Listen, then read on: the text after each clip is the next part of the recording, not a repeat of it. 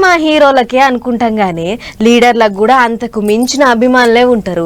హీరోలకు కటౌట్లు కట్టే అభిమానులు ఉంటే లీడర్లకు గుళ్ళు కట్టిన అభిమానులు ఉన్నారు, గుండెల్లో పెట్టుకునే అభిమానులు ఉంటారు. అట్లనే ఇప్పుడు సీఎం సార్ బస్సు యాత్ర చేస్తుంటే అభిమానులు తీరొక్క తీర్ల అభిమానం సాటుకున్నారు.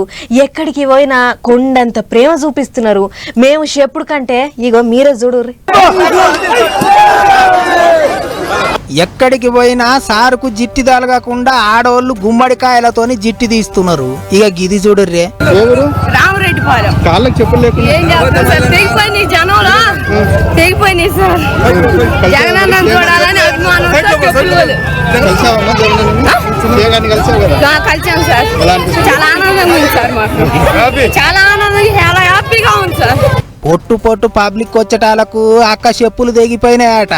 అయినా సుత ఎర్రటి ఎండల ఓ దిక్కు కాళ్ళు కాలుతున్నా సీఎం సారును ఎట్టనాన్న కాల్చి మాట్లాడాలని అటు ఇటు పరుగులు పెట్టింది.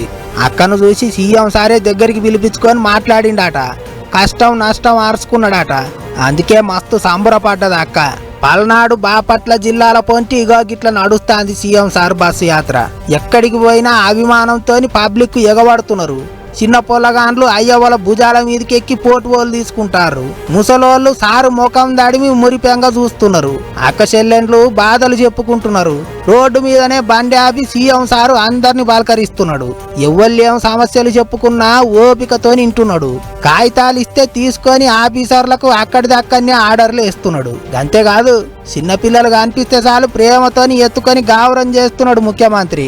అందుకే సీఎం సార్ బండి వస్తున్నది అంటే చాలు చౌరాస్తల కాడ పెద్ద జాతర అవుతున్నది. చూద్దామని పలకరిద్దామని వచ్చేటోళ్ళు, సమస్యలు చెప్పుకుందామని వచ్చేటోళ్ళు, సారుతోని ఫోటో దిగుదామని వచ్చేటోళ్ళు, అభిమానంతోని సారు బాగున్నవా అని అడగనికే వచ్చేటోళ్ళు, గిట్ల పుట్లు పుట్లు వస్తున్నారు పబ్లిక్.